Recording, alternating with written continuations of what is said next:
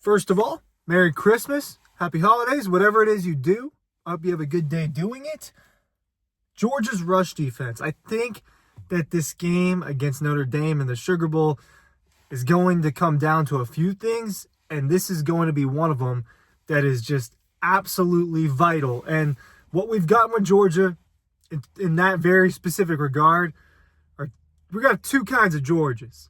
You got a Georgia that shows up against Clemson and against Texas twice.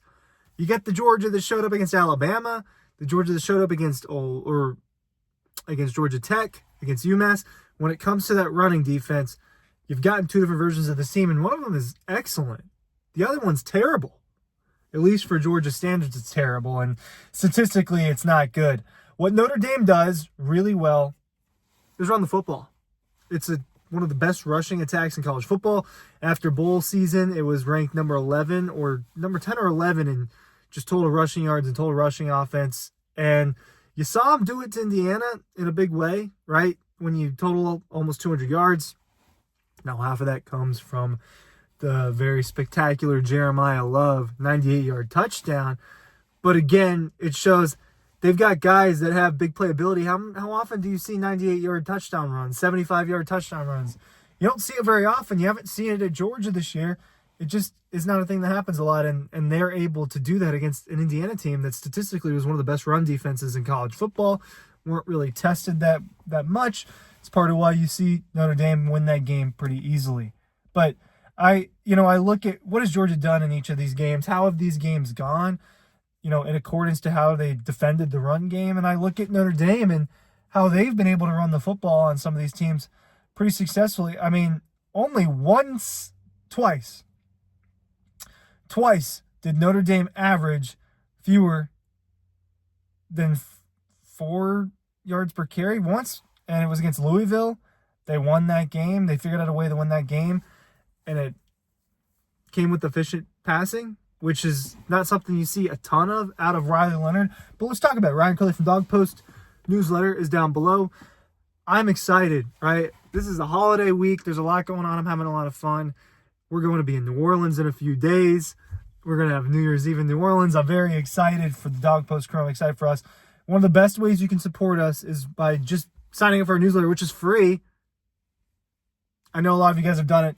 Thank you. Give me a Christmas gift. Sign up for the newsletter. Email Dean, tell him I'm amazing. Tell him I deserve quadruple the salary. Tell him whatever you want. That could be your Christmas present to me. Notre Dame is a very efficient running attack. And almost 200 yards against Texas A&M's stout defense. 2 touchdowns on the ground.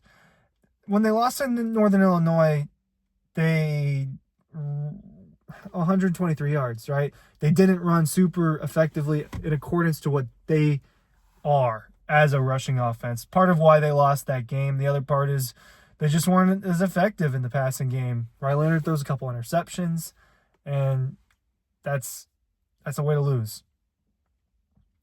362 yards against Purdue on the ground. 270 against Miami, Ohio. Not great teams. Louisville was their worst rushing day, but it was one of Riley Leonard's most efficient passing days at 73.7%, 2 touchdowns. So they made up for it with the passing game, which I will get to in a second. Stanford, 220-something yards. Georgia Tech, they ran for 168, 3 touchdowns. And all these, we're talking about multiple rushing touchdowns in every single game. I'd have to look it up. That might be the only team that's done that. 4 rushing touchdowns against Navy, 4 rushing touchdowns against Florida State, 265 yards, 201 yards, 234 yards, 273 yards and 5 touchdowns against Army. Against USC, 258 yards and 3 touchdowns. Notre Dame is going to run the football, and they're going to try to do it in an effective manner. What they get to see on film is that Georgia struggled to do that a handful of times, right? 260 yards allowed to Tech, 226 allowed to UMass, both coming on 40-plus carries, 40-plus touches, something that Notre Dame has done twice. They've gotten close to the number a couple times, but they've only done twice. Georgia is not going to let Notre Dame run the football 40 times. I have a hard time seeing that happen. What you would think is going to happen is, hey, we know we got to deal with Notre Dame. We know that this is something we've struggled to do this season. I think there's going to be some changes on Georgia's defense. The shadow in the sun is hitting me in an awful way, and I apologize. But they've got a month. They've had almost a month now to shore that up. What doesn't make sense to me about Georgia is, I just went through Notre Dame, but when you look at Georgia, this run defense has just been, I don't know why I made the noises, but all over the place. 46 yards against Clemson they allowed. Only 2 yards per carry. 23 attempts. 2.9 yards per carry against Tennessee Tech. Tennessee Tech ran 40 times, but they only averaged 2.9 yards per carry. That's not an effective way to run. So they start out with a bang. Against Kentucky, they allow almost 170 yards, and Kentucky ran 45 times. This was a weird game up in Lexington. And then the Alabama game arrives, 173 yards on 32 carries. You got Jalen Milroe making some spectacular runs. 3 touchdowns on the ground as well.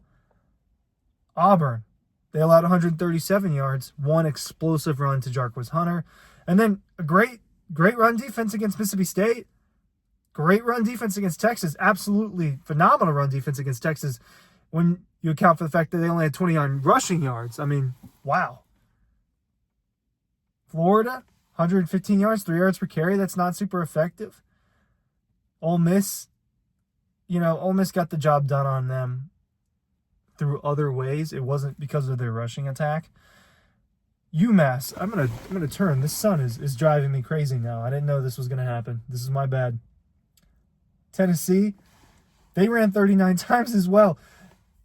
Kind of what I'm looking at here is some teams want to run the football on Georgia. They think they can run the football on Georgia. Only a couple of teams actually did it.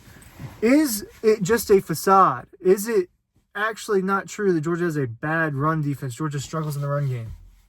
Because against a team like Texas, who just ran all over Clemson and ran really well for stretches of this season, 31 rushing yards and 29 rushing yards in those 2 games. And how does this Georgia team follow up 226 yards allowed on the ground, 260 yards allowed on the ground, and then 31? So it's one of those things where there are 2 different versions of Georgia when it comes to the run game.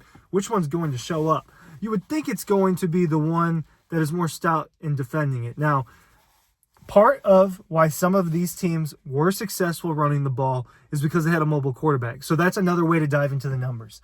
You're looking against Texas. They had Quinn Ewers out there for the most part, and Quinn Ewers is not a very mobile quarterback. Georgia just, Texas aired it out on them twice. 49 attempts and 46 attempts passing. Maybe that's what doesn't work against Georgia. But against Tech, they played Haynes King, a guy that played his ass off that night and made play after play through the air and on the ground, but specifically on the ground, this guy that just ran all over them, 100 yards himself. Against Kentucky, you get Brock Vandegrift, and I think that a lot of, hey, we're going to run this ball 40 times had to do with this is not a good passing offense.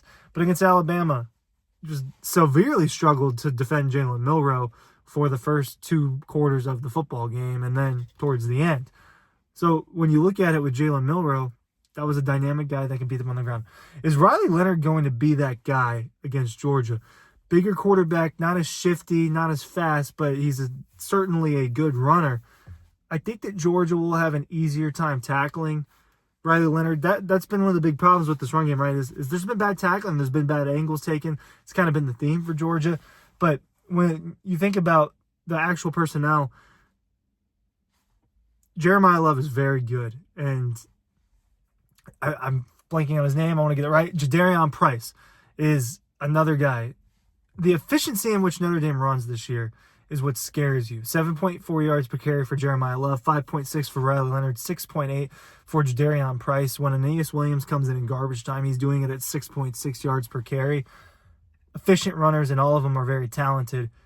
Will Georgia be able to deal with the collection of them? Against Alabama, they didn't really run the ball super well at Jam Miller and Justice Haynes. Against Tech, you saw kind of the whole backfield run well against them. It's been all over the place for Georgia in terms of this run game defense.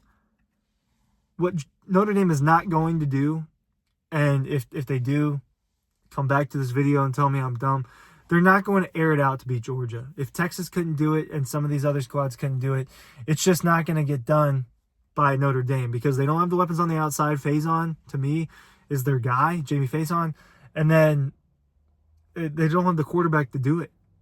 Now, same question could be applied to Georgia because you're dealing with a first-time starter and Gunnar Stockton. You're dealing with weapons that have just not been catching the ball.